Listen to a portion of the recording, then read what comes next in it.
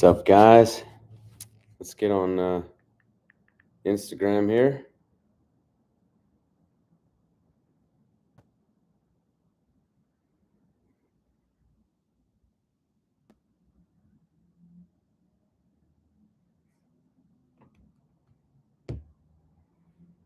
What's up, guys? Let's see. All right, we're gonna go over a few things here. Just waiting for some people to show up. Be right back.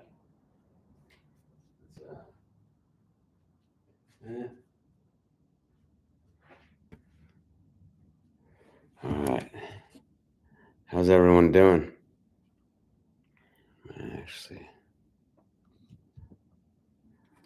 let me see. I'm gonna share my screen here.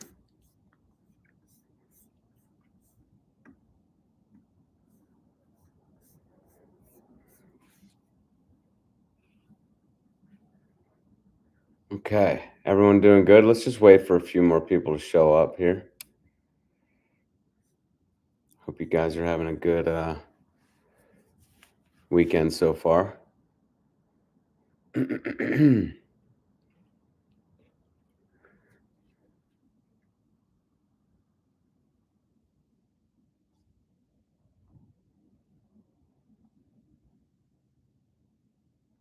All right. You guys have your questions ready? I have some topics I'd like to cover first. But of course, I'm going to then answer some questions. So let's see here.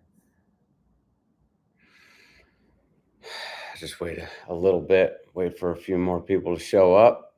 And usually people trickle in throughout, so it's no problem. You guys getting ready to play some baseball or what? It's coming up, isn't it?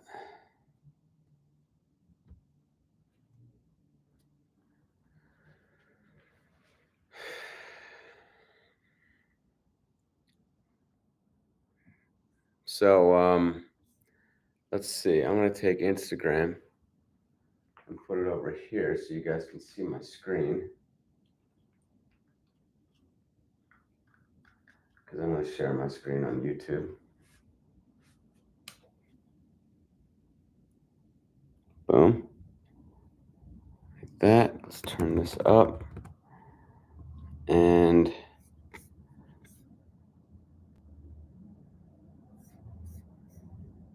let's see. Share my screen.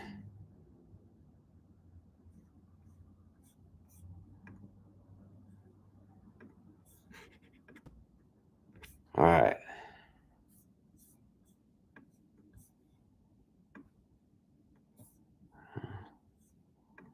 Okay. All right.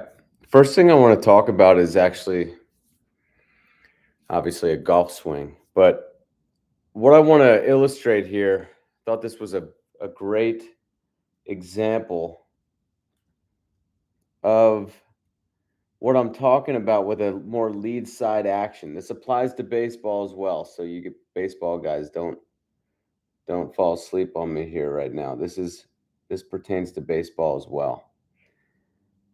Okay, so I've talked about the sort of the two swings that are involved in the forward action of a more lead side dominant swing. And let's take a look at what I'm talking about. So if we take this guy, this is a pro and I don't know who it is, but if we take him, he's into the backswing, you're going to see an initial forward action, a slower. Let me get him right before he actually does that move. Okay, so right about here is going to start an initial slow forward swing action. So what I'm saying now is that there are two swings within the forward action of a lead side dominant swing. This I think is really key because people have been asking about what is it that I should feel different when I'm swinging more lead side or when I'm swinging with just my lead arm. And I thought about that for a long time and realized that it is this. This is the main difference between more of a back arm dominant action and a lead side dominant action, at least in terms of the way the body moves. So you see, as he goes forward, this is the initial slow forward move. It is very quick. I mean, it's almost unnoticeable. But there you can see all he's doing in this forward move here is the arms and hands and club are dropping basically due to gravity. Once again, this is a move that you're going to tend to want to feel swinging with just your lead arm. This is what good swings have. They have more of this two swing action. Now, he's falling forward, right? He's slowly rotating open. His shoulders, too, by the way. I know, and see, this is the problem in baseball. They want you to think of it as your shoulders don't open until it's time to swing. They shouldn't open at all until you decide to swing. I have a big problem with that. That makes you, to me, that makes you more back arm dominant. You have to have this initial forward action where the shoulders open a little bit. You can see he's in this forward action. What has he done? He's opened his shoulders a little bit. He's letting the club head, his hands and his arms drop due to gravity. And the third thing that's key is look at what he's done with his lower body. He's prepared it to send that second swing up the body, the faster second swing. And you'll see it happen right here. There goes the second swing where he's kind of using his legs. This is the faster swing. What has been taught in baseball and in golf to some extent is that, I mean, it's really very similar the way they have taught the conventional kind of swing. And it's that your shoulders should basically stay closed until it is time to open. I think that's a big mistake. Here's the slow, and if we just play it in, let's just play it and you'll see. Now that I've told you about the two swings that happen, you're going to start to see them in other swings and you're going to start to feel it in yours. So let's just play it here.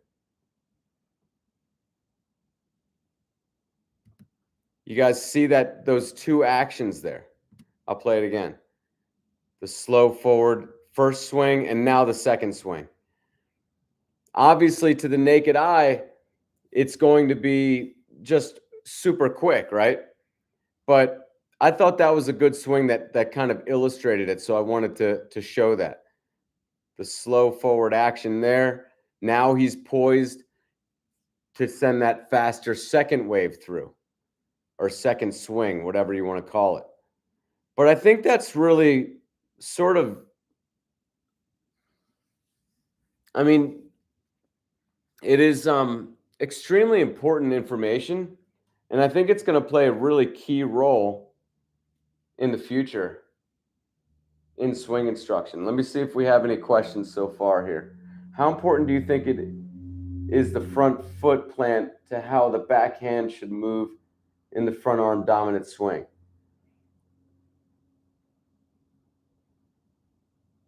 So,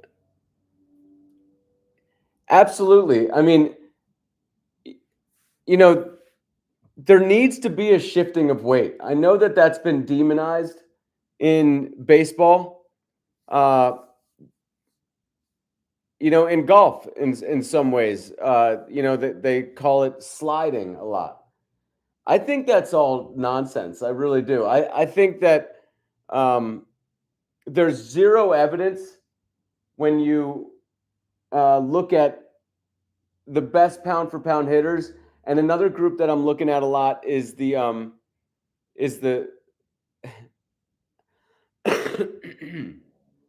I'm actually really, as you guys following me on Instagram probably have realized, I'm pretty obsessed with this new group of hitters. I think that this is the new Moneyball level like discovery that's going to happen.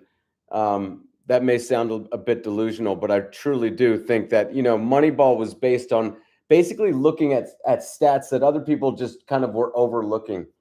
And I think that this new group, which is great hitting pitchers, is really telling. And I'm going to show you a clip of probably the best hitting pitcher in the past 60 years in Major League Baseball, Carlos Zambrano. The reason why I'll get into that later. But as far as the shifting of the weight, because I think that's not 92. I think that's kind of what you're talking about. Excuse me. Is that front foot landing? It sounds like you're talking about shifting some weight to the front side. Again, there's just no evidence. If anything, there's evidence that shifting the weight helps you be more body controlled, more lead side controlled. And it kind of just goes better with a more lead side action. I'm just going to demonstrate. If you have more backside action, right? It just goes along with kind of staying back and firing and throwing the hands out. It's very much the modern swing. The way the swing is now being taught is very much, weight back, use a lot of your back arm extension. If you have more lead side, then it just kind of, you just want to shift the weight more because you are basically moving the bat through with the rotation of your shoulders. And again, I know rotation of the shoulders is, sorry, I'm zoomed in here. I know rotation of the shoulders is considered a bad thing in today's instruction. That's another thing. Basically, today's instruction, to me, it goes against all the evidence. And it's not just the evidence. I'm not someone like some of these instructors out there who didn't seem to play much at all at any decently high level. I didn't play pro, but I did play, and I played in men's leagues, and and I still swing a lot. So I'm not just coming at this just with theory. It's not only what I see evidence of in Major League Baseball throughout Major League Baseball history, but it's also what I feel evidence of when I take swings, and I swing pretty much every day still. Let me move you guys back here. So let me see if there's any other questions going on. So I hope that answers your question.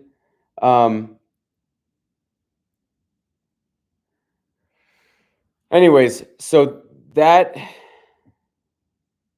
let's move on to some of the other video. And the rest is going to be, at least what I want to cover, the rest is going to be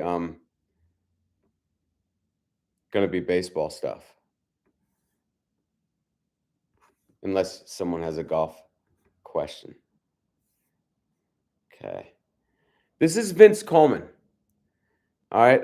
What I want to talk about is I want to touch briefly on some guys. Again, we always bring up guys who did well, great pound for pound hitters or whatever. I like to talk about also sometimes guys who didn't hit so well. Vince Coleman, by the way, I feel like he really could have been like a Willie Mays. But when he got up to the plate, he was always wanting to bunt and slap. Like his whole approach, somebody got in his head and was like, the whole small ball, slap the ball the other way. Like, look, guys, that has been the MO of baseball coaches for so long now. And this is back in the early 90s in this clip. And it was going on back then. It was going on in the 80s. It's just, it's unfortunate. But, sometimes guys get really, they buy in, like fully buy in at some point, at some level, they listen to a coach and really believe, and they just go full throttle towards this slap the ball the other way. And, and Coleman definitely got that. And it's unfortunate because I think he could have been like a Willie Mays caliber player.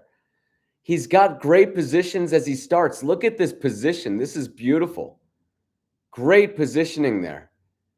But what he does, and I'll see this quite a bit from guys who don't have a lot of power, is they look really good as they start their forward action. But then they just their concept of contact, if you will, the baseline position at contact that they like to get into is disconnected. And another way to say that is they kind of halt their rotation just a tad early, and they let the hands just go out. And you can see Coleman a little disconnected there. The body rotation has halted. You can see it even starts going backwards real early there. He's not really swinging all the way through, and there you can see a little bit of flip. How do I see flip here? The back arm and bat are not in alignment. Okay, I prefer to see at this point that the back arm and the bat are still in alignment. That tells me that there wasn't a lot of flip. So that's the swing of Vince Coleman that, again, was always just kind of slapping at the ball. Here's another type of slap hitter from the 80s. His name is escaping me. Brett? No. Brett Butler. Okay. Brett Butler, big time slap hitter. Now, this is a little bit of a different look. Doesn't have quite the front humerus compression, keeps his hands a little bit more just in front of his chest.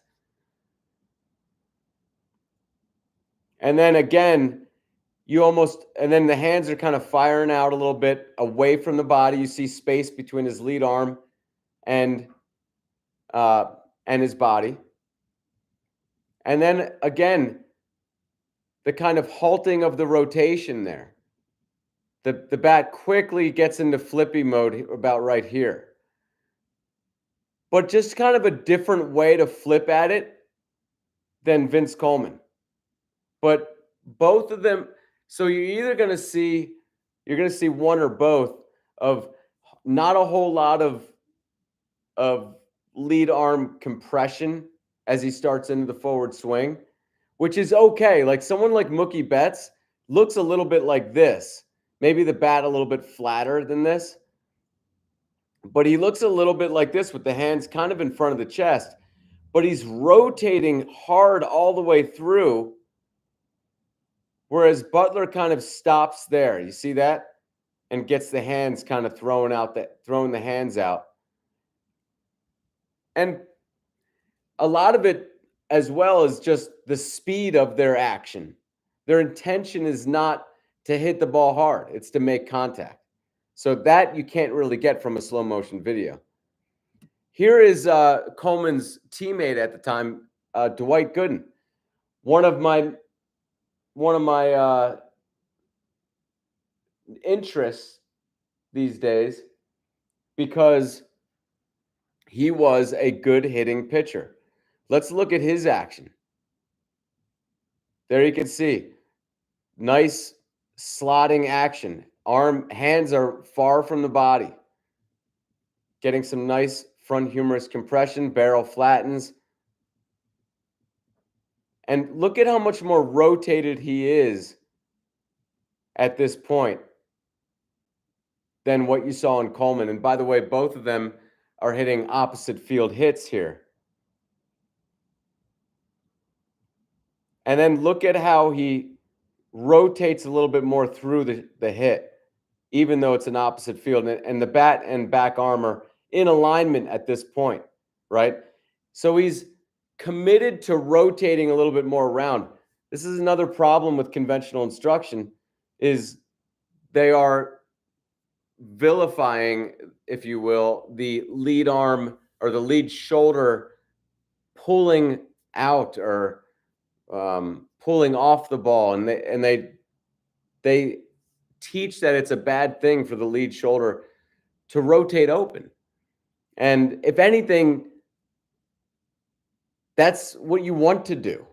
You know, it's bizarre, but why do I think good hitting pitchers are one of the best groups to look at for great swings? Because for a great swing, to find a great swing, I think the main problem with the conventional approach has been to simply look at good hitters. But the problem with that is there are more skills to hitting well than just swing mechanics. So what we need to do is somehow find a way to eliminate all the other skills the best we can. We're not going to be able to do it 100%, but the best we can. The best way to do that is, to me, is to look at pitchers. Why? Because pitchers aren't getting the repetition that position players are getting. So their hand-eye coordination, their pitch recognition, those two skills are not going to be equal to what position players have. The other thing that you need to do is factor in body weight, because obviously the heavier you are, the easier hitting is going to be. That's just bottom line. I mean, a lot of people don't realize that. They don't understand it. The heavier you are, the easier hitting is going to be. You're going to be stronger. You're going to have more weight behind the hit. It's gonna make it a lot easier. So what I'm doing now is I'm getting a list of the best hitting pitchers who hit for the highest average as well as high power, and then and I'm compiling this list. Someone's doing it for me as we speak. And then we're going to get, we're going to factor in their body weight as well. So I'm going to get the best pound for pound pitcher hitting stats, at least since 1970. Why 1970? Because we don't have a lot of film of guys before that. So I'm just going back that far. Let's see what I have next here. Another good hitting pitcher, Carlos Zambrano. You guys have any questions so far? Let's see. I'll check YouTube as well. Let me see here.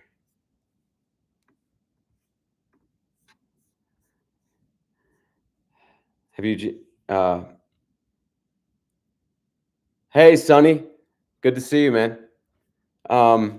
Hey, Jamie. Have you ever done a breakdown of Nolan Arenado's swing? His swing is so unique.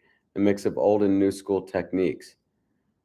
Pull heavy, but still can get and make contact with balls outside of the zone. I think I have broken down Nolan Arenado. Yeah, his swing is like, it's one where he holds that angle really well, and I'm in favor of that move. I like that move. I'm not crazy about Arenado's swing. I think there are a lot of things he could do better. But I do like a lot of what he does as well. But yeah, I can definitely do his swing at some point in the future. So let's see, Zambrano. Zambrano is the best hitting pitcher that we've had, like I said, in the past probably 60 or 70 years. Here's a pitch where he's going out to get it, base hit. Here it is from the side angle. Now here's what I'm talking about with shifting weight. Zambrano had no problem with it. And he hit better than a lot of position players as a pitcher. Look at how much weight he's shifting there. In fact, guys, it's funny, this whole thing about shifting weight, making it so you're susceptible to off-speed pitching. It's actually easier to hit off-speed pitching if you shift some weight. Here he is shifting some weight, going out to get that off-speed pitch. He goes out and reaches for it, but you can still get a lot on a ball that you're reaching for like that. You can see his positioning is very good here, slotting the bat. And there's nothing wrong with hitting like this. That's the thing. People think that this is a mistake, you know? A lot of home runs can be hit like that. You see a lot of footage of guys like Dave Winfield, Willie Mays, Hank Aaron, even Babe Ruth hitting home runs in positions like this. Hitting is messy, you know?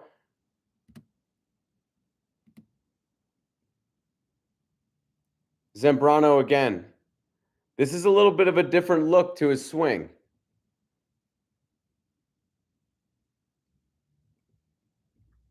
More of an inside and high pitch.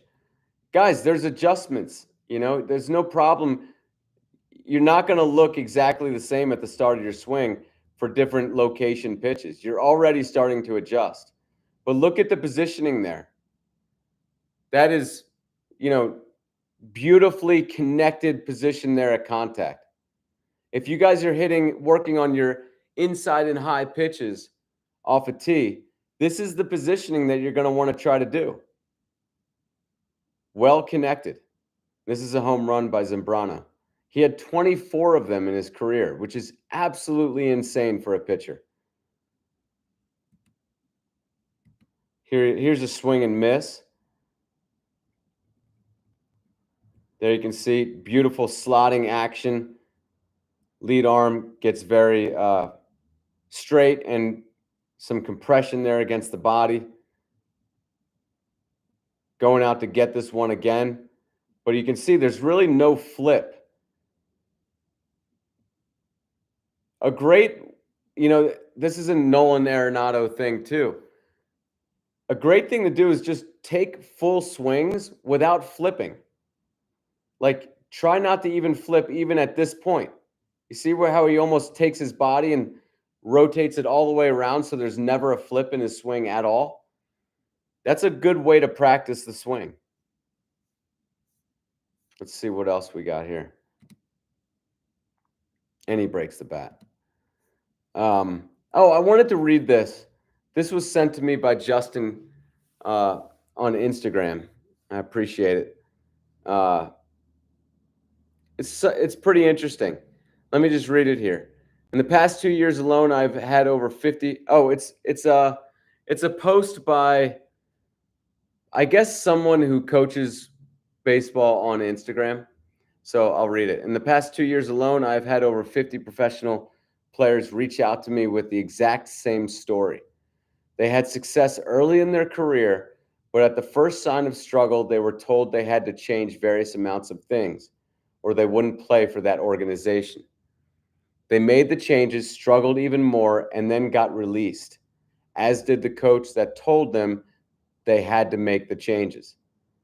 They then struggled to get back to the form that they felt best at, which is the form they had when they were just being themselves. The form they had when they didn't worry about what was wrong with their swing. They just hit. Many players have lost years of their career struggling because of one or two coaches who have had bad coaching careers themselves.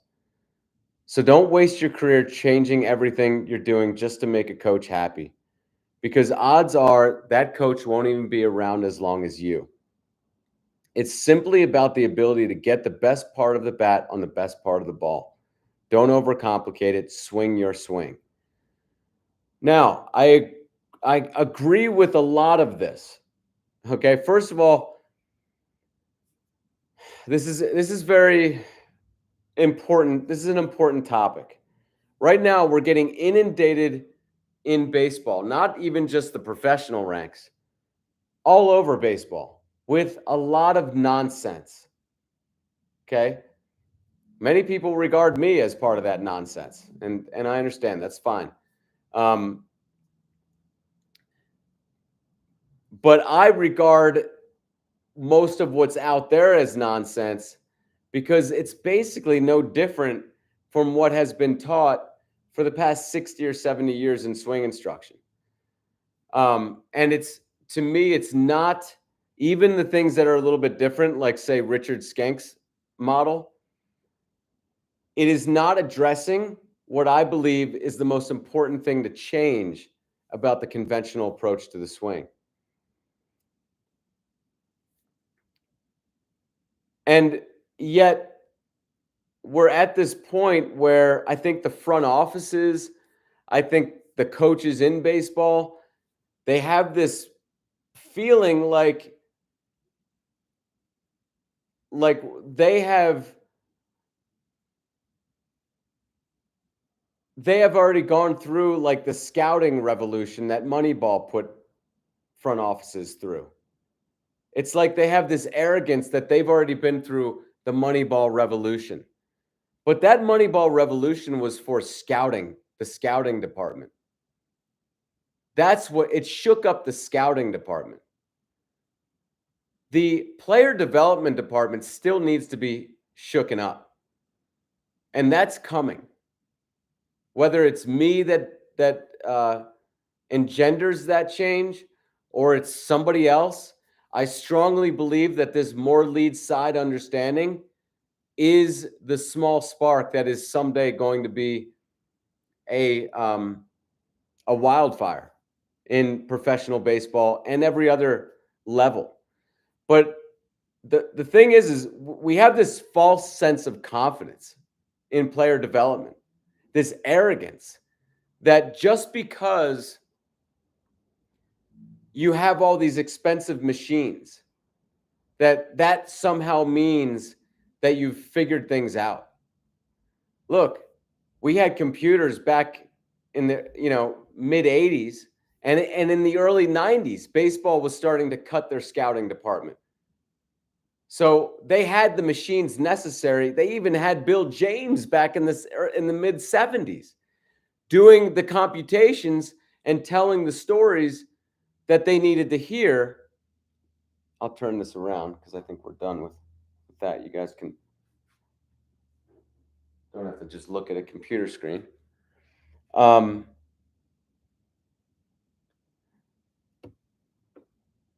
guys on Insta. So, what's up, Cal? So look, we have this arrogance in player development because we have all these expensive machines. What people need to understand is, like I said, we had everything we needed for the Moneyball revolution back in the early 90s. Actually, we had it really back in the early 80s, but it easily could have happened in the early 90s.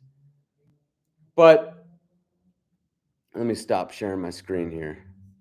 I'm getting distracted. Hold on. Just want to stop sharing. Hold on. Let me just make sure my slides are done. I think they are. Yeah. All right.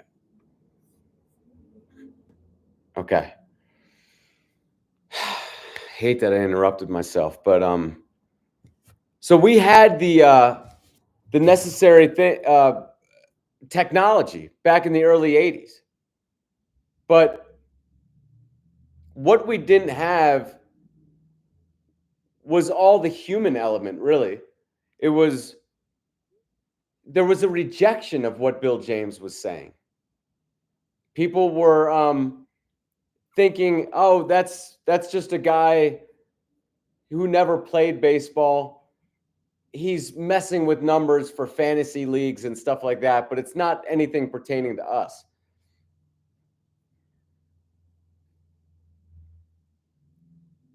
We had the machines, we had the necessary even equations, but we didn't have somebody putting it together and stepping out and really having the guts to do that.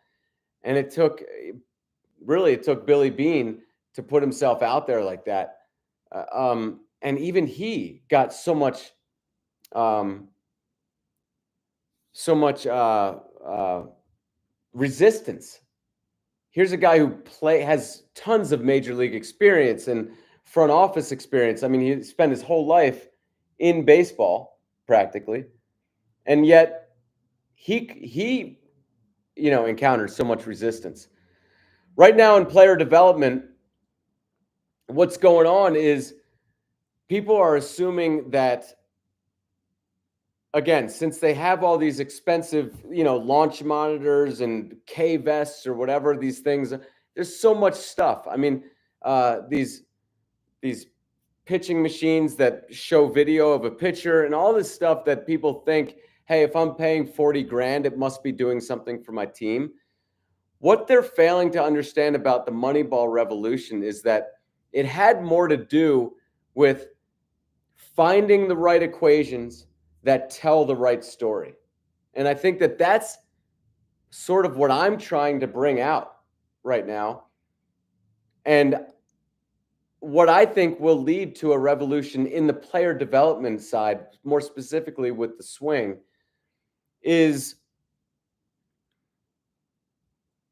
I'm providing new equations, basically like the pitchers pound for pound list that I'll be having out real soon, finding the best hitting pitchers of all time who also weighed the least, so that we're eliminating all these other skills of hitting, not eliminating, but lowering them, rather than the way it's been done, which is let's find the best hitter of today, and let's copy him. We did that in the 80s.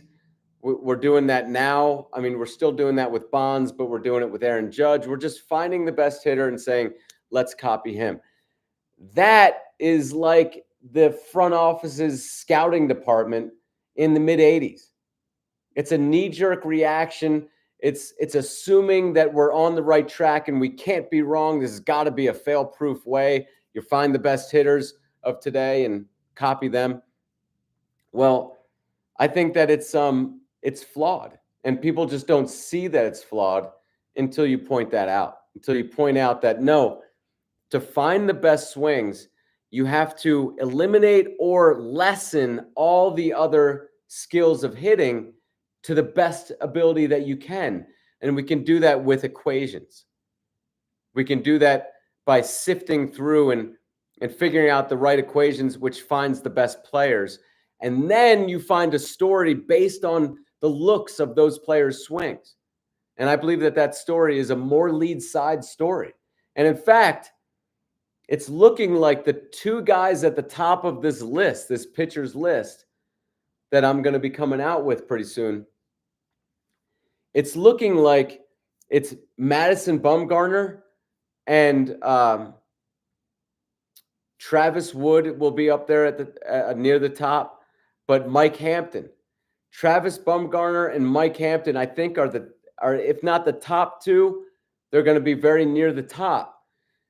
What's crazy interesting about these two guys is they batted right-handed and threw left-handed. That is such a rare trait to have. It's unbelievable. There have only been 7 guys in Major League Baseball history to have that handedness trait. 7 guys throughout Major League Baseball history with 3,000 or more at-bats who have had that trait. And here we have possibly the 2 best pound-for-pound hitting pitchers of all time with that trait. I think that the story that's trying to be told is a more lead side approach. And that's what I think is going to be the real revolution in swing instruction. Now, bringing it back to this guy's Instagram post, there's just a lot, to me, there's just a lot of nonsense going on, a lot of self-assuredness in a department of baseball that really should be very insecure. They're walking around with iPads, they're walking around with all this high tech stuff, and they think that because of this tech, they are just light years beyond. And this is where the attitude comes when I bring up guys from the Sandlot era. I know it's coming from this. People think that it can't be better back then. They didn't have iPads walking around with the hitting coaches. They weren't dissecting all this. Listen, guys, just because you're dissecting a lot of stuff doesn't mean you're doing it right. There was a lot of hard work and a lot of dissection going on in the mid-'80s in the scouting department. And we know the follies that they were making, right? So now, where I disagree with this post of this guy on Instagram is where at the end, by the way, let's talk a little bit more about the beginning of his post. There are guys who are getting ruined in professional baseball. They go and they see these guys, these hitting coaches, and they tell them, all this crazy stuff like swinging like that, like taking the rotation out of the swing and all that stuff. Absolutely, guys' swings get ruined. Absolutely, they do. And it's unfortunate. And I know a lot of you guys face coaches who say, do it my way, do this drill. And all I can say is nod and say, yes, sir. And then just don't do it. That's the best advice I can give.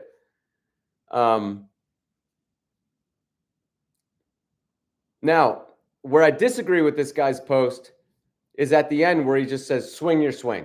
That's what a lot of people come to the conclusion of with this kind of view of what's going on out there. They get jaded with the system the way it is now, and then so they throw the baby out with the bathwater and they say, well, everyone just needs to swing their own swing. It's all nonsense. That's where I think you've gone a little bit too far. I don't think swinging your own swing, if you have a bad swing, is a good idea. Again, guys, I come at it. You guys know how I come at it. I come at it with the more lead side understanding of the swing. I think that the evidence does show that that's what's going on in a great swing. But that's it. I don't overcomplicate it. I say you just need to utilize more of your lead side. From there, I don't care what you do. You want to hang back on your back leg and use more lead side? You want to shift more weight to the front side and use more lead side? I don't really care. It doesn't matter. The point is that 95% of swing mechanics is utilizing more of your lead side. I don't want you guys chasing positions. I don't think that ever works out very well. And the good news is you don't have to. You just have to utilize more of your lead side. However you want to do that is the right way, actually. It's your responsibility to find your best way to utilize more lead side. And I think that that's the future of swing instruction. If you guys want an edge, you got to try to get to what's going to happen in 5 years, And I think that we are on what's going to happen in 5 years. I think at some point, this more lead side understanding is going to be revolutionary in baseball. Because I believe that the truth always does rise to the top. It may take a while. There was a famous scientist who said something like the only way for new discoveries to really break ground is for people to pass away. Because nobody wants to admit, and this is why the Moneyball thing took so long. Who the hell wants to admit they've been doing it wrong? When your whole career is based on one thing, someone comes along and says, actually, you've been doing it very inefficiently. They don't want to hear that. They'd rather pass away before they hear that. It's just the facts. So I may never see this revolution happen. It's truly. That's how close-minded. I mean, do you think about all the guys in the front office or all the guys that hired by the front office in player development right now. Do you think for a second they're going to want to hear a guy like me come around and say, not only is all your tech not that valuable, and by the way, they hide behind their tech. These guys their confidence comes from a lot of these expensive machines that they, stand behind. But do you think they want to hear me come around and say, hey, you need to start teaching it completely differently? You know? But look, there's a lot of nonsense out there. I've been listening to this guy. Uh, I'm trying to think about if I want to say his name. I'll just say his name. The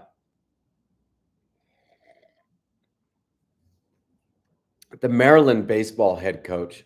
I won't even say his name, but doing this player preference stuff. Guys, the right answer is always going to be simple. If someone's selling you something that they need, I mean, here I am talking for like hours at a time, but honestly, if I had to explain my approach, I could do it in one sentence. I could do it in 3 words. More lead side. Done. This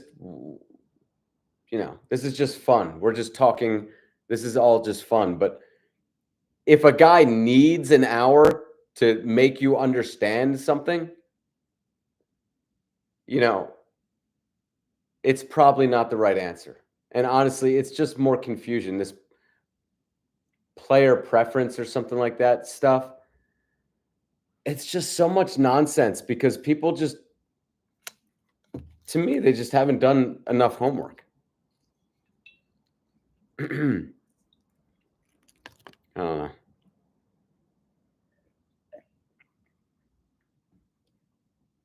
Would Randy Johnson be good too? Randy Johnson may have hit pretty well too. I know I've seen at least one of his home runs.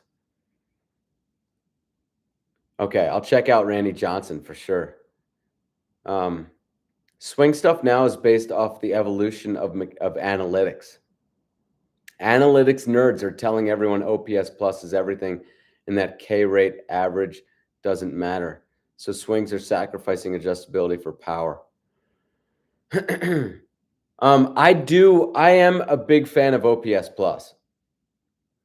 But I think that the 2 stats that pertain to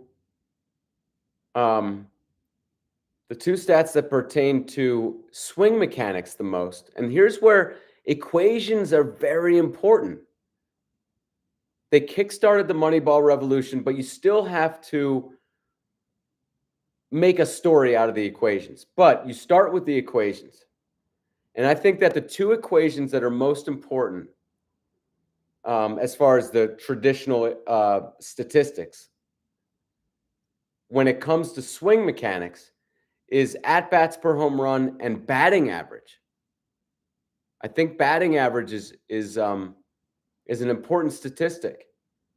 I don't like OPS plus as much for swing mechanics, and I don't like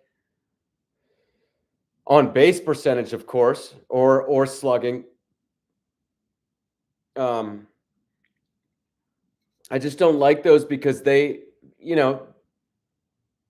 factor in things like walks. Batting average is just how.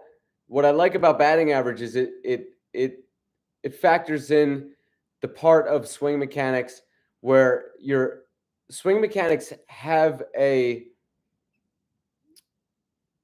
effect on how well you're able to square up the bat. With a better swing, you're going to square up the bat more often. So batting average is important, and I think at bats per home run just for the power component of your swing. If you're just a high batting average guy, that's not what we're after, right? That's another thing that's been assumed in baseball and baseball swing instruction, which is that there's 2 ways of hitting well. There's high batting average and high power. And the assumption with that is always You're one or the other. But what about, can we have a third way of hitting well? Let's do high average and high power. Let's figure out that. And I think that that's done with at bats per home run and batting average. But yeah, I mean, guys, what's going on now in player development and with regards to the baseball swing is 100% affected by the Moneyball revolution. It is a bunch of nerds, which is fine. I'm a nerd, when it comes to the swing, but I'm not just nerding out just to nerd out. Like, I'm not just like, give me a bunch of data and now I think I'm hot shit like with my data. No, you know. Um, but that's what's going on. I mean, these guys are getting hired out of college to go like work as an assistant hitting instructor for, driveline guys are being pulled out of driveline left and right to go work for major league teams. That just tells me these guys have no idea what's going on. Guys, good ideas don't come from guys fresh out of college. I'm sorry. Like, if these front offices haven't realized that, look, the Moneyball revolution came from a night watchman at a pork and beans company. Okay. It always comes from somebody outside of the industry, on the fringe, you know? It's not coming from college graduates or driveline employees. That's not where you're going to get it. These guys are just all going to be the same, you know? They're all going to be the same. They're all going to be teaching the same stuff. That's what tells me these front offices are just completely they're the front offices in the 80s with regard to scouting. That's what they are right now with regard to player development. Let me take some questions here. Now that I've finished all the things that I wanted to talk about, now we'll get to the questions. Great idea and concept. Makes total sense. Thank you. Just wanted to stop in and say thanks. I found your method my last year of college ball and struggled to break years of muscle memory. Thank you. Are you done playing ball? If you're done playing ball, I suggest golf. Golf is a great outlet to scratch that itch that baseball scratched. And honestly, man, I don't care to stand in front of those pitches anymore. That's something that I think it takes a special person to do that when you start getting into the high levels. And golf, you don't have to do that. So it's just all swing and fun, and it's great. But thanks to your discovery of the truth of the swing, I'll be able to teach my kids the proper structure. Very appreciated. Thank you, Augustus. Appreciate that. He's talking about Swope. I know. That guy just bothers me, man. It's just like he's so that's the attitude. It's just like such like arrogance, like anger almost, that how could people not agree with me? It's like, dude, you didn't even get your concept yourself. Everything I'm saying, I discovered myself at least. Like, he just clinged on to some other guy's concept, and it just rings of like a money-making scheme to me.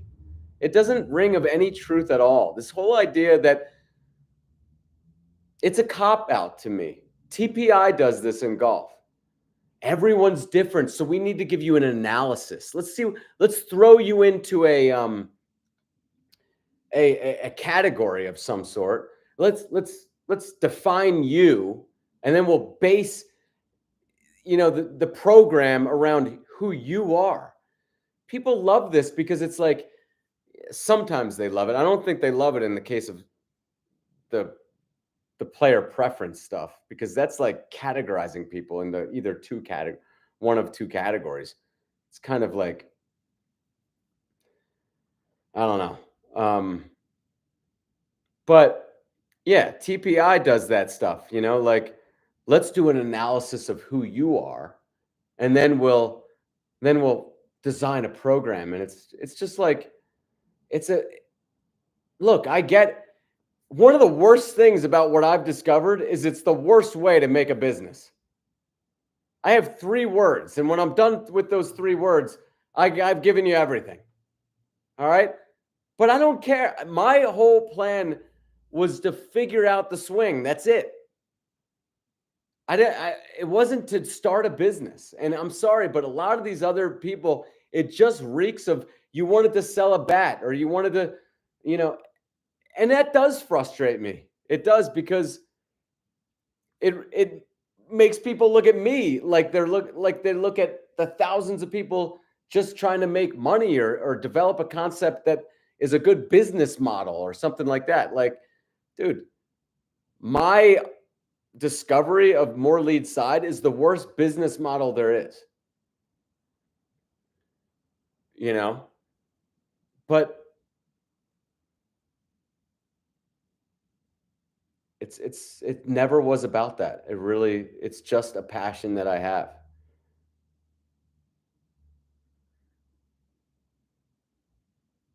Terrestrial versus aerial body mechanics. Let me see if I have a tendency to neglect Insta. No questions on Insta that I can see. So yes, started picking up golf. I think I'm gonna start golfing left. So totally have a clean slate with muscle memory. That's a brilliant idea. I mean, I can't tell you how much I recommend that because I'm assuming that if you golfed left-handed, your dominant arm would be in front, I'm guessing. And you are almost guaranteed a much better action. Much better action. But knowing the more lead side approach, you can still make your regular swing. I suggest just swinging from both sides.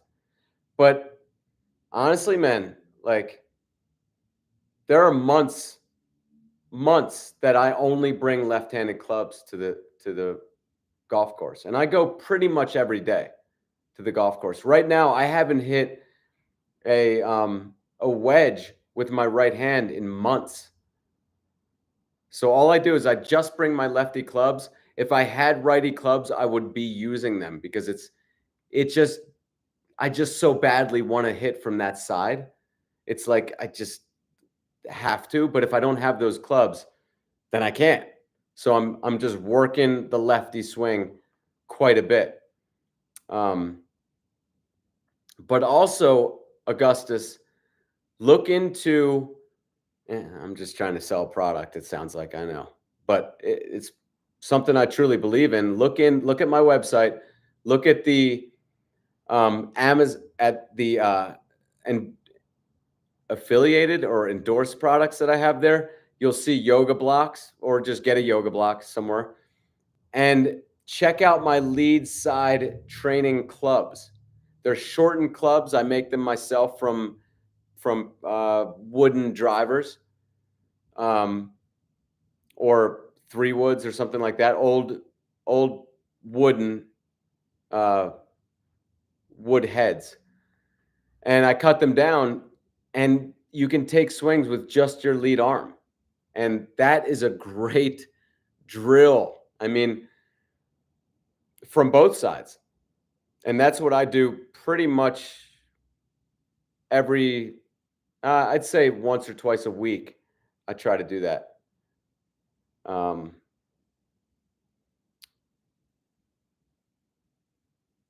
Hey, Jamie, I've heard you talk about the slow before the fast in the swing. I'm curious when in the swing should I feel the front arm start to engage?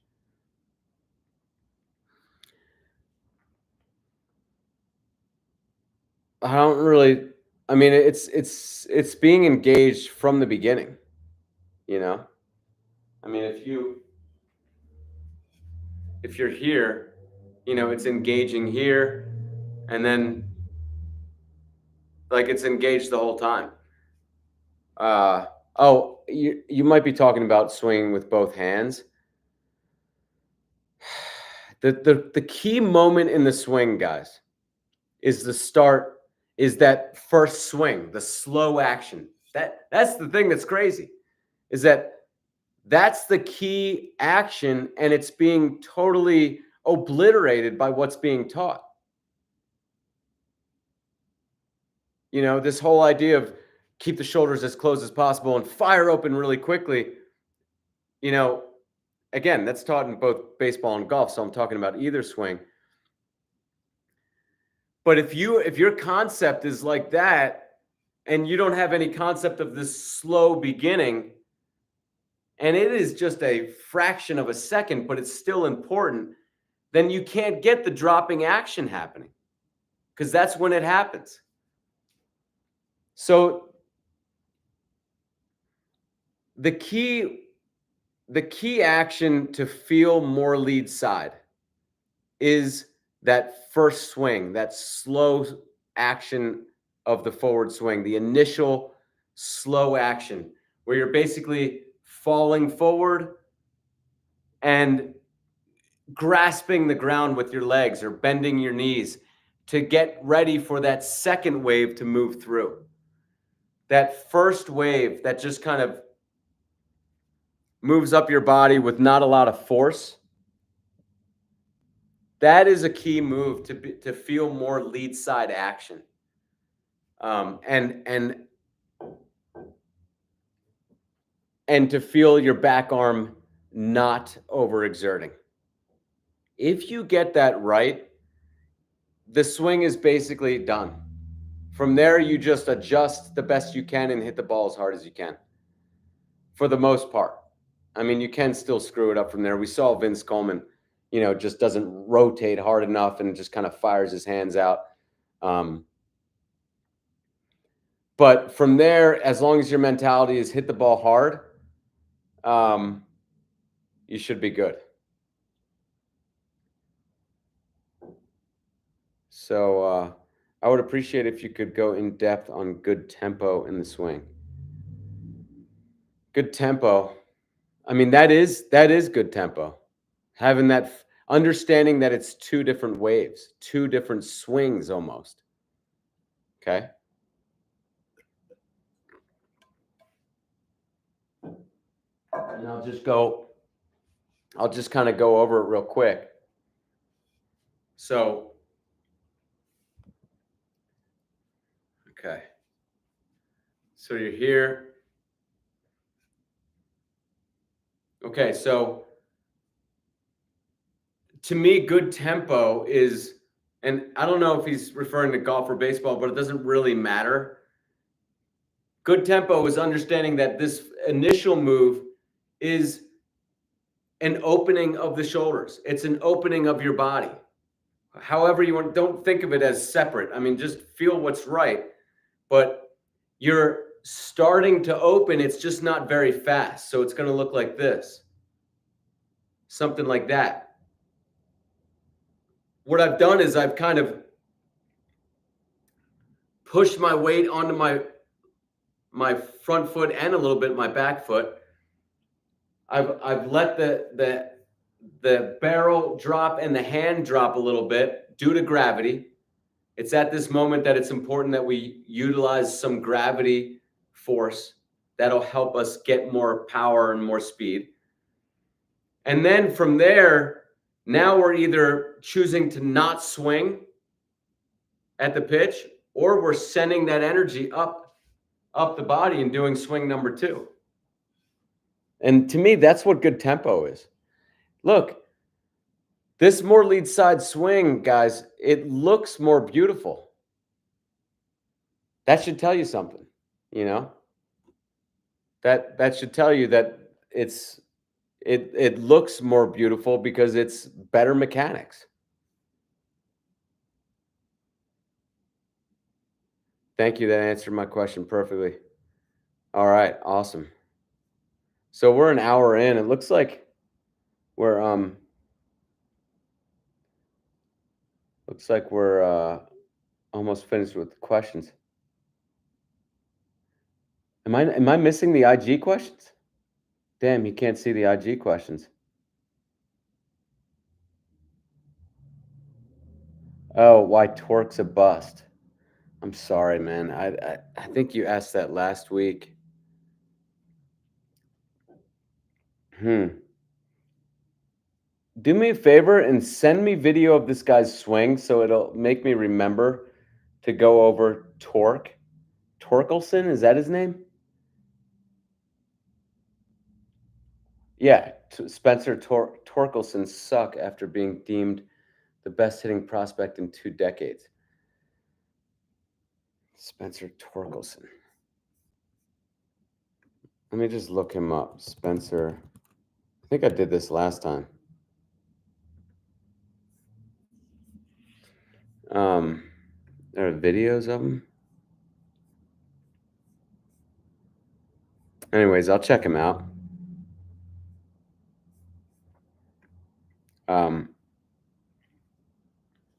Look, a lot of these guys, like I just discussed for probably too long, they get screwed up by these. The front offices have no idea what's going on, and they just kind of. I honestly think I know this is going on. They think that as long as we're buying expensive equipment for these guys and we're hiring people like these nerds out of Driveline and we're hiring these nerds out of who knows colleges, like they can't be screwing stuff up. I mean, it's probably fine. We'll just fill it with nerds. That's like the mentality of this. Like everyone wants the next Moneyball, me included, obviously. But I feel like my approach is, well, it's like Bill James in the Night Watchman stuff. I mean, it's like who the hell is going to listen to that guy? It's going to take decades. It literally took decades for Bill James's stuff to finally get out there. And they're just doing it all wrong in the front offices. And I know when you see large groups of people doing something the same way, and then you see just Joe Schmo like myself saying they're all doing it wrong, it's very difficult to believe the Joe Schmo over the masses of people doing something a certain way. But as I've said before, it doesn't take that much going back in history to see examples of large groups of people doing seemingly idiotic stuff in hindsight. And that's for sure what's going on. I mean, I can tell you right now, I have walked the ABCA convention. I have seen what is going on. I've watched the Driveline stuff. These guys are making hitters worse. I know. Unbelievable. It can't be. They have all this expensive equipment and all these guys behind them nodding their heads whenever they talk. It can't be that they are off in left field with their information, but I truly think they are. And everyone is jumping on board and thinking that they are 100% right, which only makes for opportunity. I mean, the opportunity in the Moneyball situation was partly that so many people were oblivious. So that's part of the necessary equation for a revolution. So we are poised for a revolution. We already have that component down. Now we just need the other side, which is, somebody making sense of new information / equations that bring to light a new story that allows us to see things in a completely different way. And like I said 1,000 times, I believe that's the more lead side understanding. And I believe that the evidence for that is all of these hitters and pitcher hitters who were dominant in their lead side. I mean, this is something that's been studied by scientists. It took a scientist from Amsterdam to study it. Dr. David Mann from Amsterdam, look him up, 2 N's in the last name.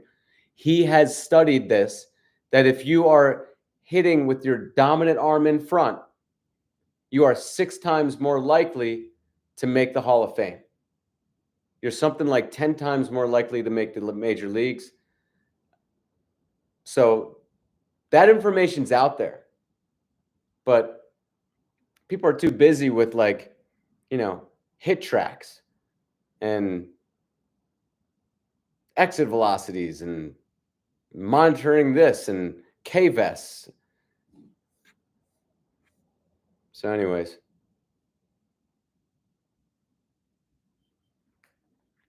Dick Frosberry jumped backwards on high jump and replaced traditional approach to jumping.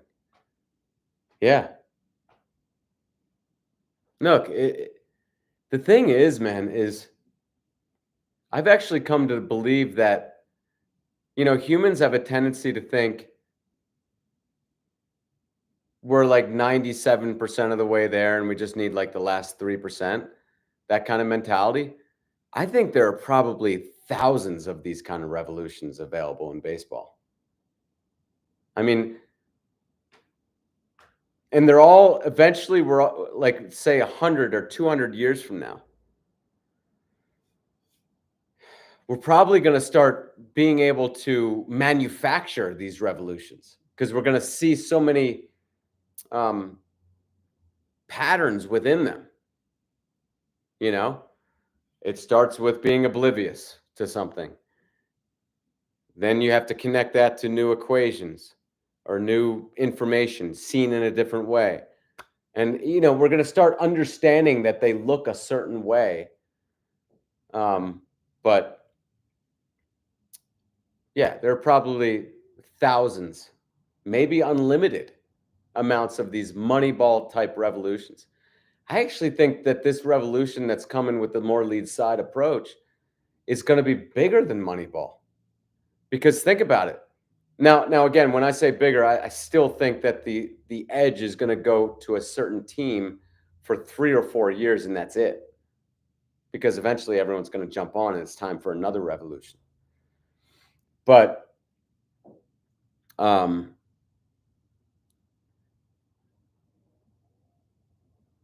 think it could be bigger because it has the ability to make 1 to 9 in your lineup significantly better. I think Moneyball did that in a way. Definitely did that in a way, but it's kind of like working with what you have, Moneyball. I mean, yeah, you're scouting guys differently, so you're bringing in different talent. It was a brilliant revolution. I mean, if you look at the mechanics behind the Moneyball revolution, amazing. But it's just a different thing when you're actually turning your own guys into better hitters 1 to 9. It just seems like you could have a whole team of guys doing significantly better.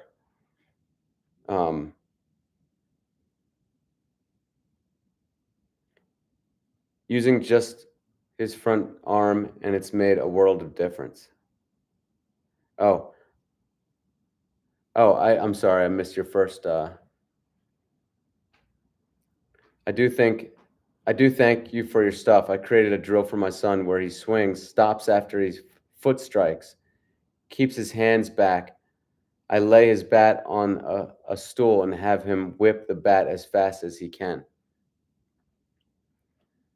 Is that just oh yeah, and then you say using just his front arm, and it's made a world of difference. That's awesome. That's great.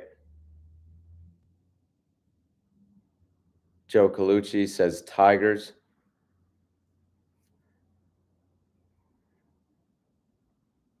Yeah, Joe Colucci says the earth was flat until someone said, wait a minute.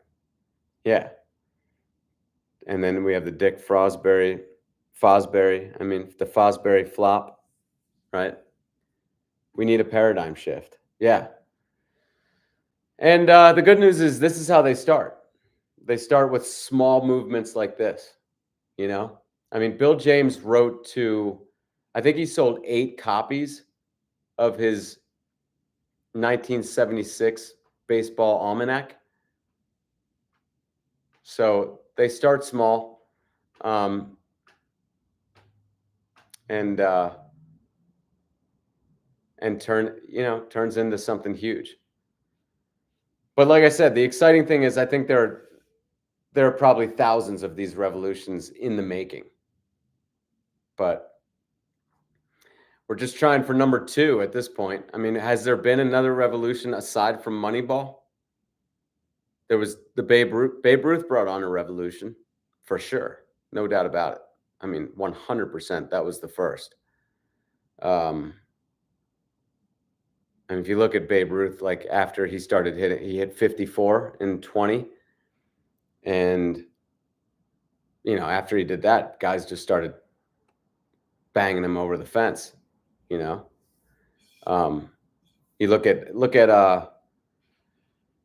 Rogers Hornsby's numbers before and after Ruth. I mean, it was clear that he decided, yeah, maybe I'll go for the harder hits. I would love to hear your thoughts on more movements like sprinting and throwing mechanics. I liked your analysis of punching, weightlifting, and shooting a basketball. I stick with the swing only because I feel like I have to do that for my business, but and I have to write the books and to make the training, and it just requires my time. But I don't think of myself as someone who's just in golf and baseball. I'm just a movement guy. I happen to choose baseball as a kid, but I'm not one of these guys who thinks it's the best sport in the world. I love all sports. I love darts. I love everything, and I love the movement that it requires, and trying to figure out the movement. That's the fun thing for me, and so I appreciate that. And yeah, I'll have more stuff. Um, Sprinting and throwing, I think, is pretty intuitive. I could change my mind on that, but eh, I don't know about that. Sprinting may be a little different. Maybe I don't think. I don't know. With throwing, like I've said before, like that's a whole nother thing. But I think it's pretty intuitive. This whole idea where people start messing with throwing mechanics. Um,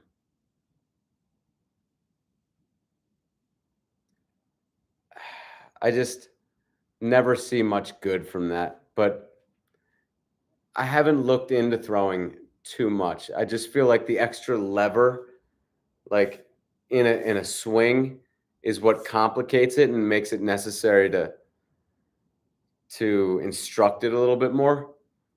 And if you don't have that, I just think that it's almost like however your body needs to do it to. If you just do it over and over again, you're going to arrive at a much better movement eventually. That's my feeling now. But what I do with throwing now is I just throw with my offhand. I almost never throw, and I'll just throw. And I wish I knew this when I played, because I was always looking for someone to throw with or looking for a wall or whatever. But I think the best way to practice throwing is to throw it up in the air. And again, throw it as high as you can. And that's what I do with my left hand now. I only write with my left hand. I only throw with my left hand. I'm like obsessed with working my opposite side. I just love to do it, and I do it all the time.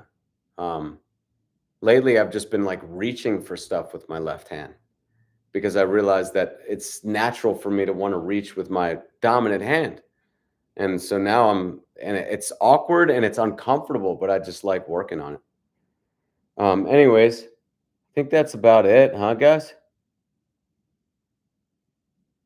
Hope you guys are you going to look into the swings of Japanese power hitters soon? In my opinion, they would make good pound for pound hitters to look at. Mike, the one time you looked into like the one time you looked into Nagashima. Um, sure, I guess I could. Yeah, they have a little bit different looking swings, don't they? In Japan? They always have. There's something a little bit different about their action. Um,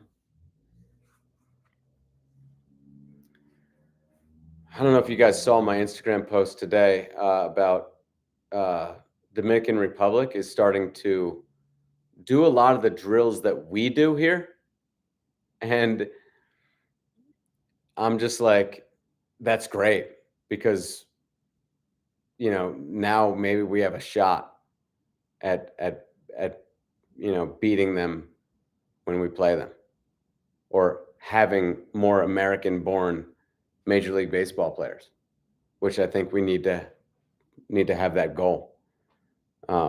It's a shame, but if these other countries are going to move away from sandlot ball and start doing the stupid drills that guys are doing in the coaches have players doing today, then that'll at least start to bring them back to our level.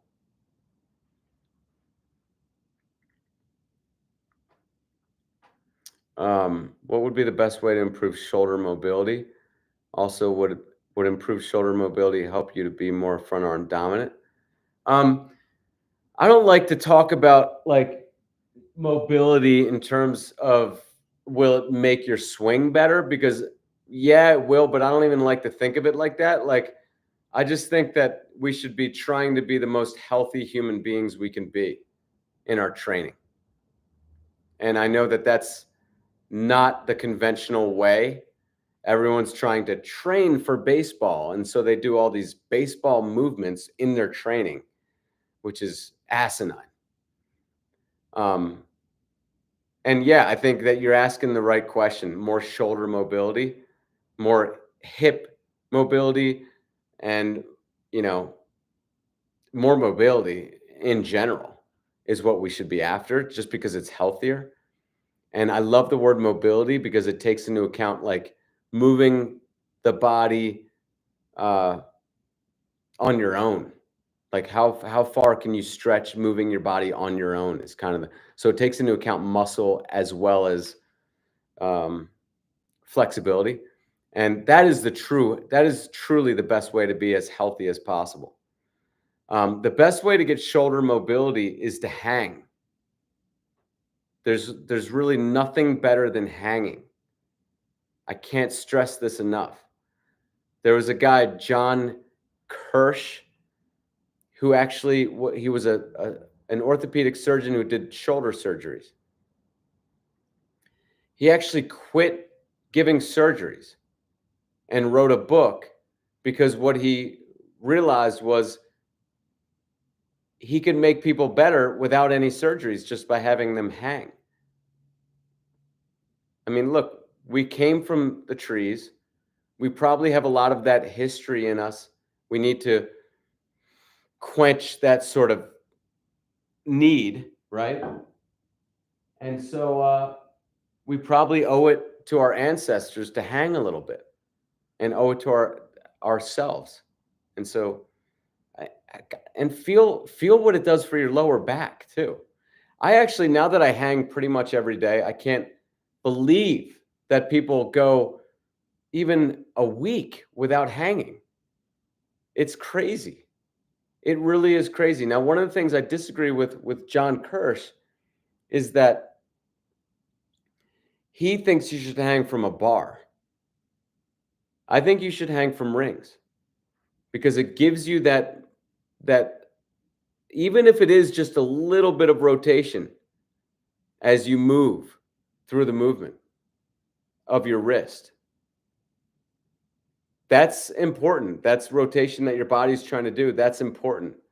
And I just think that it's better on your joints. And you can hang in all sorts of different ways. You can hang upside down. You can hang more, leaning forward. You can hang leaning back. Gymnastics rings are really all you need, man. It's so funny. To me, all the problems are solved very simply and elegantly. There's no need for all these, these baseball facilities popping up. They're popping up to make money. They're not popping up because they're the best thing for the individual. And by the way, why would you want to do what everyone else is doing anyways? You can't get an edge running to the place where everyone's doing the hitting facility, the baseball facility, the state of the art baseball facility with all the weights you could ever want, and everyone's doing the same thing. How do you expect to get an edge? How do you expect to get an edge? You walk in there and there's 50 baseball players doing the same stuff. They're all cycling through. I recommend doing something completely different. Get yourself some rings and hang them and just play. Hang and play. So you're saying rapidly torquing a medicine ball isn't good for your spine? These guys don't care about your health, man. That's another thing that pisses me off. They don't care about your health, man. They care about their Instagram feed, and I don't know. And that's about it. I mean, because they don't care about really looking into, it's, look, it's been 3 decades that I mull this stuff over in my head as I fall asleep at night, you know? When you see Johnny graduate college and knee-jerk reaction start training kids in a stupid way, Summers method, it tends to frustrate you. Like, for one, the Summers method guy doesn't look like he's in very good shape. 2, he's so young that he doesn't realize that he's damaging these players' joints. I mean, it's idiotic training that I see from that account. Do you practice running on all fours? I think it's called quadruped exercise. I practice extremely slow movement stuff. Sometimes I'll crawl.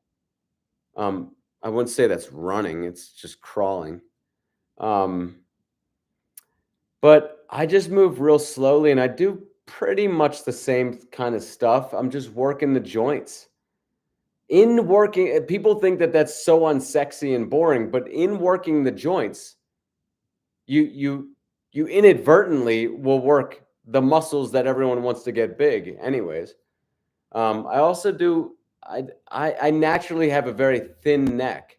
I work my neck. I'm naturally not a strong guy at all.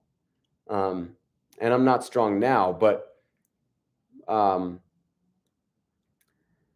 do believe that the way I exercise is superior to anything that I've seen. I don't mean to sound arrogant, but I see a lot of stuff.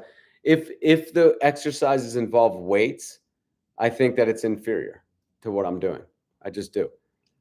I think that there's so much reliance on weights that people, and I was one of these people, that people think that working out is equivalent to weights. I used to think that. I used to think it's a waste of time if you're not in a weight room.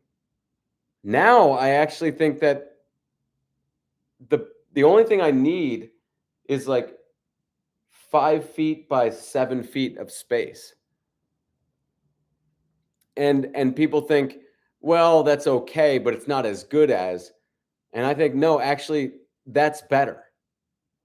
The less things you have, the better. And I've incorporated some yoga blocks. I'm getting into the yoga blocks, but just because I just use 2 yoga blocks and it just gives me a little bit more space in the push-up position or the reverse push-up position, and just Just fun, really. I don't need them at all. Um, Rings make more sense. It adds in the need to stabilize yourself, balance, engaging the whole body. Look, and by the way, forearm strength. Like forearms are so neglected that I can immediately see a weightlifter who just is all about lifting weights and nothing else, and probably even puts those straps on his forearm when he's doing pull downs. Um, the forearms get worked tremendously with rings. They're one of the muscles that tire out, I think, the fastest. In fact, just hanging will tend to wipe your forearms out faster than anything. If you just hang for time, guys, just hang for time on gymnastics rings, that is an excellent workout. Zero movement going on. So zero damage to anything. And yet you could, if you hang for a minute and a half, tell me how you feel. Do like 4 sets of that.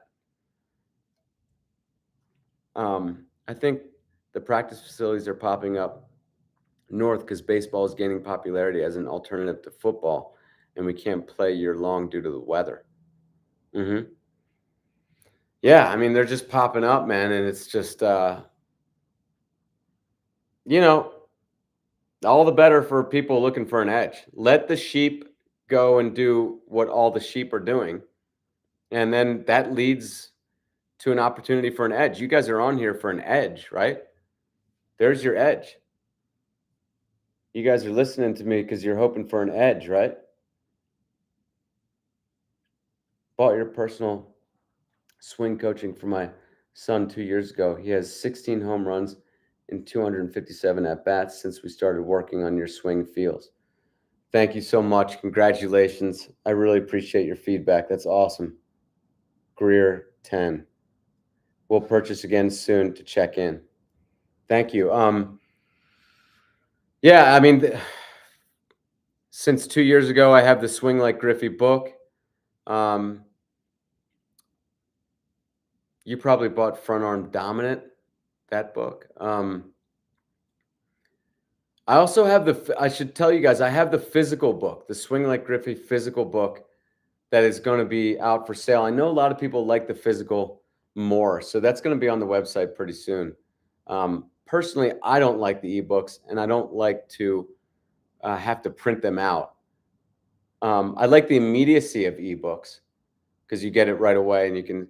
So, I mean, I like that part, and I have bought ebooks in the past, but a lot of guys like the actual book to hold. So I'll have that as an option too. Thank you so much, Greer 10. Appreciate that. Oh, is Jan Michael still with us? Are you still with us, Jan? Jan Johnson? Let's see. Any questions? The shift was a revolution that came and went. The shift. Yeah. Well, they shifted on Ted Williams. Did they not shift anymore? That was a tried revolution, right? That someone already tried that, you know. I mean, I don't. That's a good point, though. The shift, it came and went.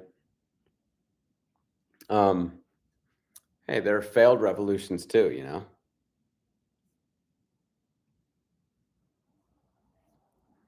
So, anyways, thank you guys. I think that's about it. If you guys don't have any more questions, so again, appreciate you guys' support. Check out my site, theswingmechanic.com, for all the training aids and the books, and you know, even the check out the affiliated products. I think they're really interesting. They've taken me like 3 years of, I've come up with, and I have some new balls on there, Vex balls. Someone turned me on to them. I forget who it was. One of you guys on this stream, and I put them up there. they're pretty expensive, but they appear to be what we're looking for. The soft baseball, a little bit lighter than a regular baseball, the raised seams, so whoever's throwing to you can get a little bit more of a movement on the ball. But as I've said before, you guys need to really, while all these other your competitors are out at these stupid facilities, and no offense if some of you guys go to these facilities, but I just think that they're off on the wrong page. But while they're doing that, you find a batting cage or a field or whatever, grab a pitcher from your neighborhood and have them just throw. Just throw. You need to see a lot of pitched balls, but I don't like standing in front of a hard baseball if you don't have to. And these Vex baseballs, if some of you guys try them out, I'd like to hear your feedback. You can see the link on my website, theswingmechanic.com, under affiliated products.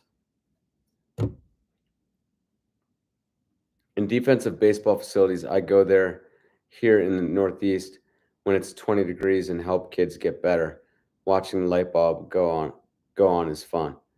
Oh yeah, I mean, look, I've we all have to, when you teach the swing, you spend a lot of time in these hitting facilities, but I think for the most part, I mean, not everyone is getting a Joe Colucci type training for sure. We're a small sort of section at this point. Most of it is going to be Summers method type stuff and Richard Skank swing and just the basic conventional stuff.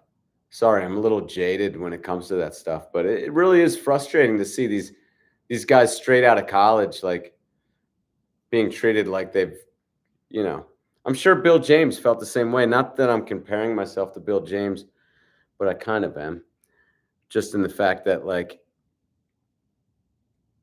he must have been frustrated seeing that. I know he was frustrated that he had these books that he was writing and like front offices weren't giving him the time of day. And he had legitimate information, you know? It got to be frustrating. So